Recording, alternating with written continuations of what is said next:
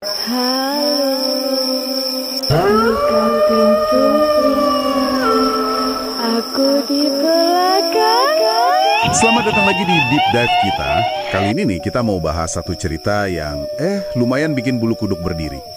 Anda mungkin pernah dengar atau malah ngalamin sendiri ya hal-hal aneh pas naik ojol malam-malam. Nah, ini dari pengalaman nyata seorang driver ojol namanya Bagas. Judul narasinya boneka di jok belakang. Oke, siap ya? Mari kita coba bedah ini bareng-bareng. Sumber kita ini langsung dari cerita Bagas sendiri.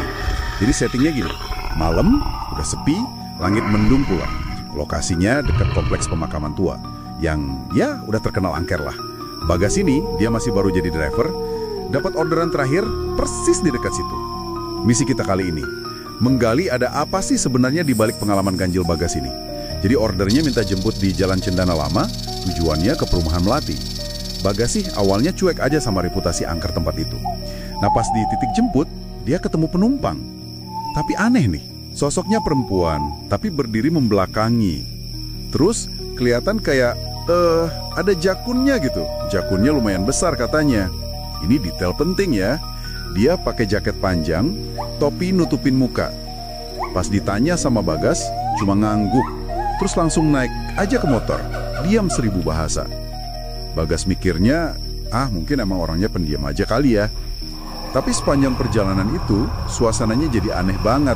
Sepi, sunyi senyap. Cuma kedengaran suara motor, sama detak jantung Bagas sendiri yang makin kenceng. Nah, disinilah bagian yang sangat menarik. Dan serem tentunya. Bagas iseng ngelirik ke spion. Mau cek penumpang kan? Tapi yang dia lihat di spion itu bukan perempuan tadi. Bukan orang. Oh, jadi apa? Malah, boneka tua. Mukanya pucet, pakai gaun lusuh gitu. Matanya hitam besar, natap kosong ke depan. Astaga, boneka ya? Iya, Bagas langsung panik dong. Dia nengok langsung ke belakang. Bener-bener nengok. Dan jok belakangnya kosong. Gak ada siapa-siapa. Cuma kerasa dingin aja gitu. Dia langsung yakin, wah ada sesuatu yang tadi ikut. Nggak pakai mikir panjang, langsung tancap gas sekenceng-kencengnya. Nah, ini dia. Kalau kita lihat momen ini ya, ini kan pergeseran yang drastis banget. Dari sesuatu yang rutin, biasa aja, nganter penumpang, tiba-tiba jadi horor supernatural. Betul, betul. Tentu ya, lokasi dekat kuburan, malam-malam itu pasti ngaruh ke sugesti, bikin kita lebih peka atau takut. Tapi detail jakun besar di awal tadi tuh loh, itu kan udah nanam bibit keanehan dari pertama ketemu. Identitas penumpangnya jadi ambigu. Iya juga ya, udah ganjil dari awal berarti. Benar. Terus kenapa penampakannya spesifik boneka? Dengan detail pucet, mata hitam. Kenapa wujud itu yang muncul dan begitu efektif bikin takut? Itu dia. Bukan cuma katakanlah bayangan hitam atau sosok nggak jelas ya, tapi spesifik boneka. Punya wujud. Tepat. Ini ada kaitannya sama konsep namanya Uncanny Valley. Sesuatu yang mirip manusia, tapi kok rasanya salah, nggak pas gitu. Oh, jadi kayak hampir mirip tapi justru bikin ngeri ya? Iya, boneka itu kan simbol kepolosan biasanya, anak-anak. Tapi kalau ditampilkan rusak, tua atau natap kosong gitu, wah itu langsung memicu rasa takut mendasar kita. Rasa nggak nyaman sama hal yang nggak wajar. Ditambah lagi ambiguitas jakun tadi, makin kuat terasa ada yang salah dari awal. Oke, masuk akal. Terus, lanjut nih ceritanya. Bagas sudah ngebut kan, akhirnya sampai di alamat tujuan, Perumahan Melati. Tapi rumahnya gelap, tua gitu kelihatannya, kayak nggak ada yang nempatin. Tiba-tiba, dari rumah itu keluar seorang wanita tua. Muncul lagi sosok lain. Iya, si nenek ini nanya ke Bagas, nganter sesuatu ya mas? Pakai kata sesuatu. Bagas kan bingung campur takut ya. Dia jelasin kalau penumpangnya tadi hilang di jalan. Terus si nenek nanya lagi, lebih spesifik. Lihat boneka putih nggak? Wah, dia tahu soal boneka. Itu dia. Bagas jelas kaget. Dia iyain. Terus si nenek ngejelasin. Katanya itu boneka anaknya. Anaknya udah hilang 10 tahun lalu. Boneka itu, kata si nenek, kadang suka pulang sendiri. Tapi nggak semua orang bisa lihat gitu katanya. Nggak semua orang bisa lihat? Iya. Dan setelah ngomong gitu, si nenek itu hilang begitu aja. Nggak masuk rumah, nggak jalan kemana, lenyap aja gitu. Oke. kalau kita coba sambungin ya benang merahnya, kaitan boneka sama anak yang hilang ini bawa elemen tragedi ya, bukan cuma horor nakut-nakutin. Bisa jadi ini manifestasi kesedihan si ibu, atau mungkin arwah penasaran anaknya, atau bonekanya sendiri yang hidup.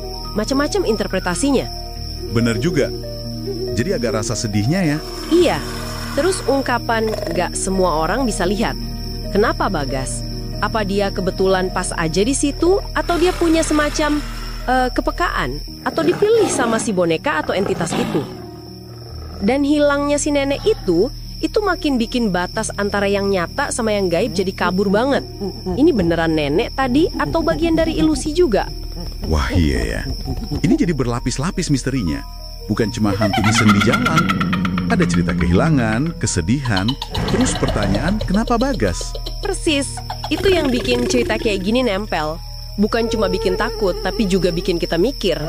Ada dimensi manusianya, duka, kehilangan, jadi lebih dari sekedar cerita hantu biasa. Nah, ini klimaksnya nih. Udah mau pergi kan si Bagas, gemeteran dia. Iseng atau mungkin penasaran, dia lihat lagi ke jok belakang motornya. Dan, Anda bisa tebak, boneka itu ada di sana. Duduk diam di jok belakang, natap Bagas. Muncul lagi. Iya, dan gak cuma itu, boneka itu tersenyum. Tersenyum, wah itu ambigu sekali ya. Banget, efeknya ke Bagas. Ya jelas trauma lah. Sejak itu dia gak pernah lagi mau ambil order malam. Kapok. Cerita ini akhirnya jadi kayak legenda urban kecil-kecilan gitu di kalangan ojol mungkin. Katanya boneka itu masih suka pulang naik ojol lain tapi nggak pakai aplikasi. Ya ini fenomena menarik. Gimana pengalaman pribadi yang traumatis bisa berubah jadi semacam urban legend. Cerita kayak gini kan sering fungsinya jadi kayak peringatan ya. Hati-hati kalau lewat daerah situ. Atau jangan ambil order malam-malam di tempat sepi. Cerminan kecemasan kita bersama lah. Tapi detail senyum boneka di akhir itu loh, itu puncak ambiguitas yang bikin gak nyaman. Senyumnya bisa berarti apa aja kan? Puas, mengejek, atau sesuatu yang lain. Justru karena gak jelas maknanya itu yang bikin makin merinding. Iya benar. Jadi kalau kita rangkum nih ya, elemen paling ganjilnya, penumpang aneh berjako, berubah jadi boneka. Terus wanita tua misterius yang muncul, ngasih konteks terus lenyap. Dan terakhir, bonekanya nongol lagi sambil senyum. Jadi, buat Anda yang dengerin, apa artinya semua ini? Mungkin coba pikirkan ini deh sebagai penutup. Ini agak memprovokasi mungkin. Bagaimana kalau bagian yang aneh, yang ilusi, itu bukan pas Bagas lihat boneka? Bagaimana kalau justru penumpang perempuan di awal tadi yang sebenarnya penampakan atau ilusinya, bisa jadi kan? Mungkin pengalaman Bagas ini jadi pengingat buat kita semua tentang penumpang tak kasat mata yang mungkin aja ikut nebeng. Entah itu energi tempat, sisa emosi, atau ya sesuatu yang lain yang mungkin aja ikut dalam momen-momen sunyi kita di perjalanan. Dan kita nggak pernah tahu apa sebenarnya mereka itu dan apa mau mereka.